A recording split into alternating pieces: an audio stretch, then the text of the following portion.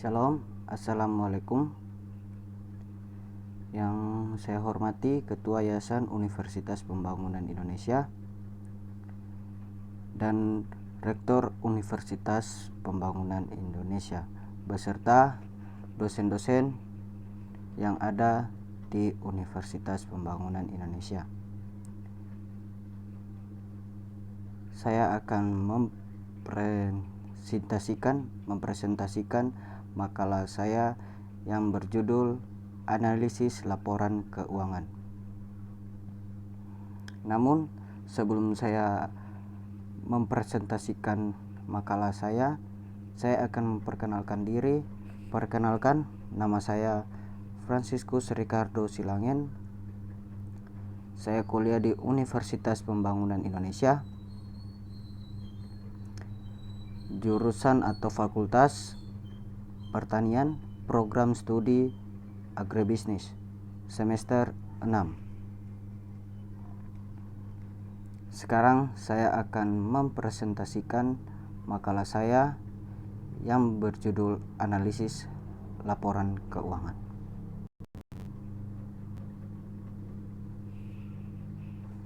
Makalah Analisis Laporan Keuangan disusun memenuhi tugas atau soal ujian UAS, ujian akhir semester, mata kuliah Analisis Laporan Keuangan. Dosen Nita S. Salam, M.Si. Disusun oleh Franciscus Ricardo Silangen.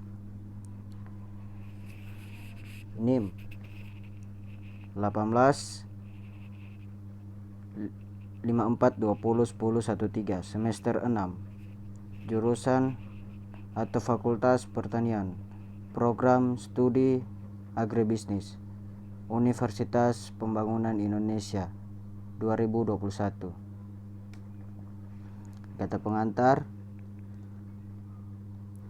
Di sini ada daftar isi, judul, kata pengantar, daftar isi. Bab 1 pendahuluan.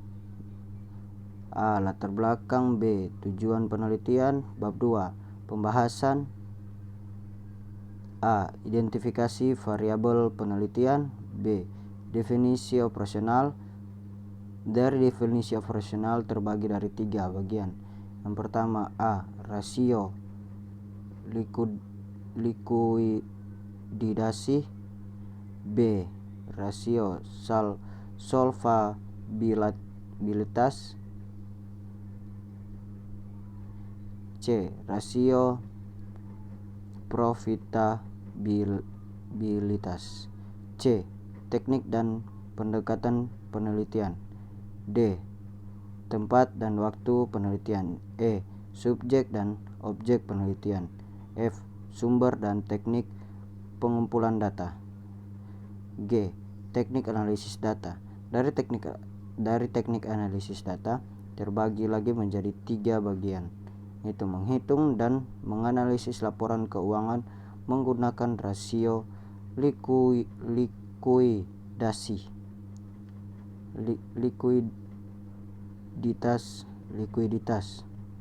B. Yang kedua, B. Menghitung dan menganalisis laporan keuangan menggunakan rasio solvabilitas. C. Menghitung dan menganalisis laporan keuangan mengemukakan rasio profitabilitas. H. Hasil penelitian. I. Pembahasan. Bab 3 penutup, kesimpulan, daftar pustaka. Saya akan membaca singkat-singkatnya saja. Bab 2 pembahasan. Yang pertama, A. Identifikasi variabel penelitian menurut Sekaran (2011.2) 115. Variabel penelitian adalah apapun yang dapat membedakan atau membawa variasi pada nilai variabel dalam penelitian adalah kinerja keuangan perusahaan. B. Definisi operasional. A. Rasio likuidasi. merupakan rasio yang digunakan oleh PT Gudang Garam atau mengukur likuidinya suatu perusahaan. Rasio yang digunakan adalah sebagai berikut: 1. Rasio lancar. 2. Rasio cepat. 3. Rasio kas. B. Rasio solvabilitas. Merupakan rasio yang digunakan oleh PT Gudang Garam untuk menunjukkan kapasitas perusahaan guna memenuhi kewajiban jangka pendek maupun jangka panjang. Apabila perusahaan likuidasi, rasio yang digunakan adalah sebagai berikut. Yang pertama, debt to asset ratio. Yang kedua, debt to equity ratio. Masuk yang ketiga, C, rasio profitabilitas. Merupakan rasio yang berguna untuk mengetahui kemampuan PT Gudang Garam dalam menghasilkan laba selama periode tertentu, baik dengan hubungan penjualan aset maupun laba rugi modal sendiri. Rasio yang digunakan adalah sebagai berikut. 1. Hasil pengembalian investasi. 2. Pengembalian ekuitas. Yang ketiga, C, teknik dan pendekatan. Penelitian yang digunakan dalam penelitian ini adalah deskriptif.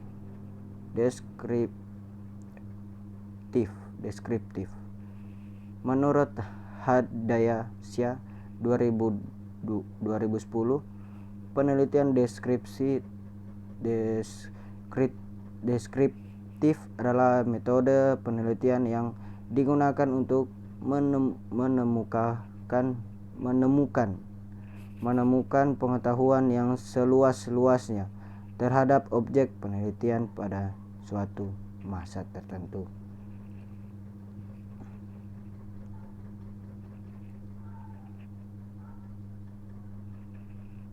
D. Tempat dan waktu penelitian. Penelitian ini dilakukan di PT Gudang Garam Tbk yang beralamat di Jalan Semimpir Angka Romawi 2 garing Angka Romawi 1 Kediri Jawa Timur. Waktu yang dilakukan untuk penelitian ini selama 3 bulan, yaitu bulan Oktober sampai Desember 2017. E. Subjek dan objek penelitian. Subjek dalam penelitian ini adalah PT Gudang Garam Tbk. Dalam penelitian ini objek yang diambil yaitu laporan keuangan tahunan PT Gudang Garam Tbk tahun 2013 sampai dengan 2015. F. Sumber dan teknik penelitian. Sumber data yang digunakan penelitian ini diperoleh melalui situs homepage Indonesia Stock Exchange yaitu www.idx.co.id. Sedangkan data-data yang diperlukan dalam penelitian ini data laporan keuangan tahunan PT Gudang Garam Tbk yang terdaftar di Bursa Efek Indonesia tahun 2013 sampai 2015 yang diperoleh dari Indonesia Stock Exchange (IDX) melalui www.idx.com.id. Teknik pengumpulan data digunakan adalah file dokumentasi file research, penelitian keputusan library research. G. Teknik analisis. Data teknik yang digunakan untuk menganalisis data adalah menggunakan rasio-rasio keuangan dengan langkah-langkah sebagai berikut.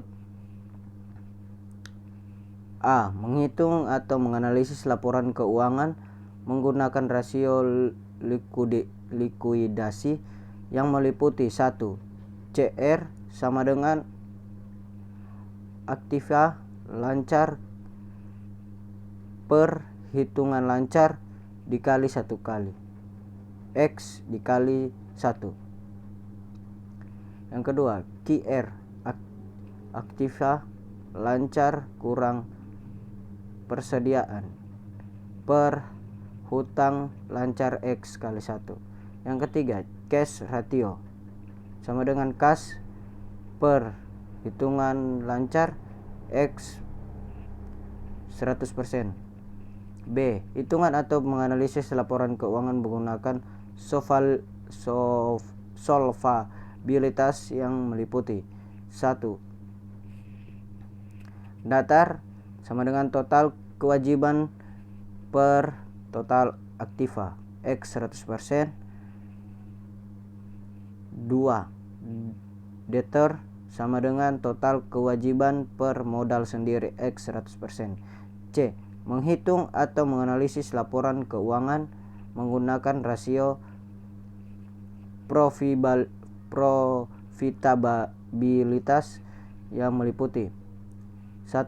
Reo sama dengan laba setelah bunga dan pajak per total aktiva X 100%.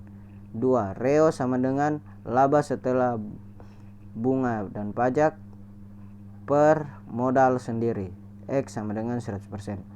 H. Penelitian rasio 1. Rasio likuidasi. B. Kita masuk dalam rasio likuidasi. Yang pertama itu A. Rasio lancar.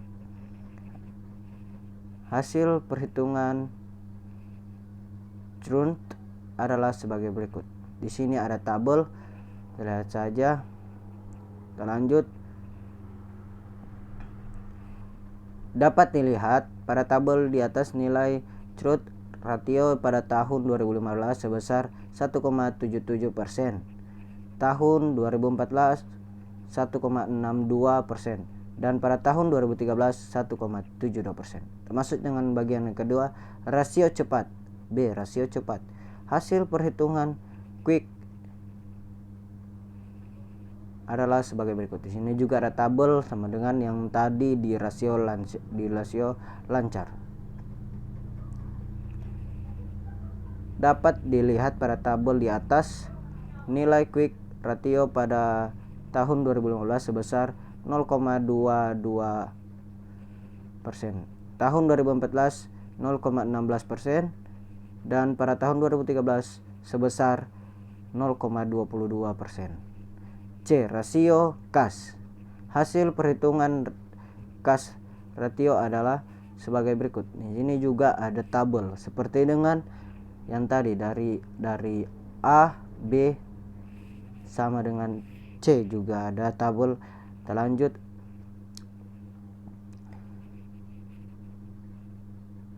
Kita lanjut. Ratio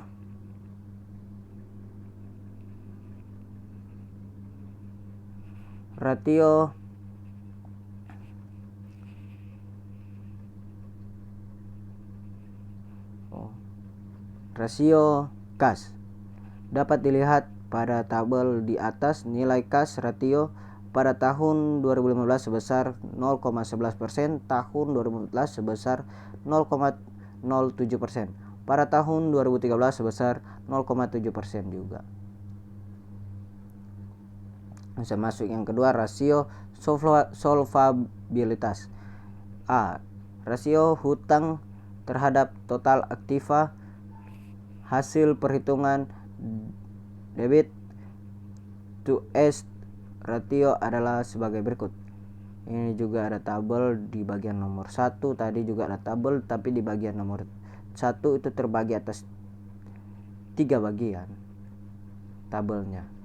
Dan sekarang juga ada Di sini kita lihat ada tabel di nomor 2, rasio solvabilitas. Kita lanjut lagi, dapat dilihat pada tabel di atas nilai debit to asset ratio pada tahun 2015 sebesar 0,48%, tahun 2014 sebesar 0,43% pada tahun 2013. Saya kira sudah sampai di situ saja. Kita lanjut dengan bab 3, kesimpulan. Di sini ada daftar pustaka. Ya. Kita lanjut. Terima kasih kalian sudah mendengarkan atau memahami isi dari makalah saya tadi, dan juga saya mengucapkan terima kasih kepada orang-orang atau teman-teman yang sudah memberi saya masukan